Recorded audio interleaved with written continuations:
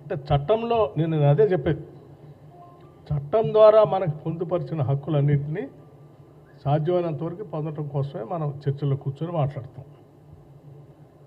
మిగతా అంశాలు మీకు చెప్పాను నేను, వారు వచ్చిన తర్వాతనే వెళ్ళి 10 ఏళ్ళు వారి పుణ్యమే అవి పోవటానికి కారణం. 7 మండలాలు పోవటానికి కారణం కేవలం టీఆర్ఎస్. ఆనాడు టీఆర్ఎస్ బీజేపీ కలిసి ఇద్దరు పార్లమెంట్లో ఒకళ్ళకొకళ్ళు మద్దతు ఇస్తూ చేసుకున్న పాపమే 7 మండలాలు పోయినాయి. కానీ వాస్తవంగా చట్టం వచ్చినప్పుడు 7 మండలాలు పోలే, 7 మండలాలు తెలంగాణలో ఉంది.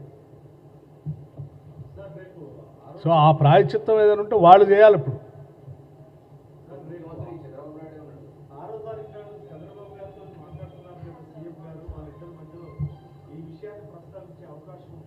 ఏ విషయం అవన్నీ అజెండా మేము చెప్పినప్పుడు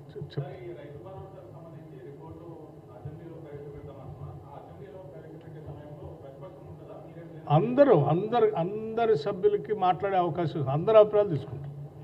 ఎవరు ప్రతిపక్షాన్ని కూడా వారి అభిప్రాయాలు కూడా తీసుకుంటారు, వారు కూడా మాట్లాడాలి. అమ్మా ప్రతిపక్షం అంటే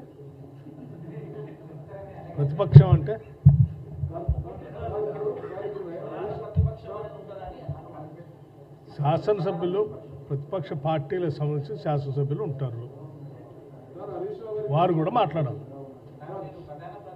అంటే వారికి కూడా ఇప్పుడు మాట్లాడే వాళ్ళకి కూడా డౌట్ ఉంటే నేనేం చేయలేను, వాళ్ళు కూడా మారదాం.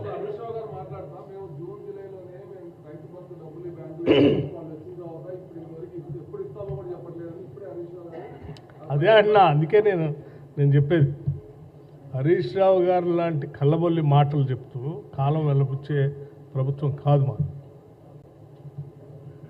మేము ఈ లోపలనే రైతులకి అవసరమైనటువంటి వెసులుబాటు కల్పించేటువంటి కార్యక్రమానికి సంబంధించిన రుణమాఫీ సంబంధించిన 2 లక్షల సంబంధించిన నిర్ణయం కూడా జరుగుతుంది. అది వాళ్ళు పొందే కార్యక్రమంలో ఉండడంలోనే రైతు భరోసా చర్చ కూడా జరుగుతుంది, దాని కూడా నిర్ణయం చేస్తాం.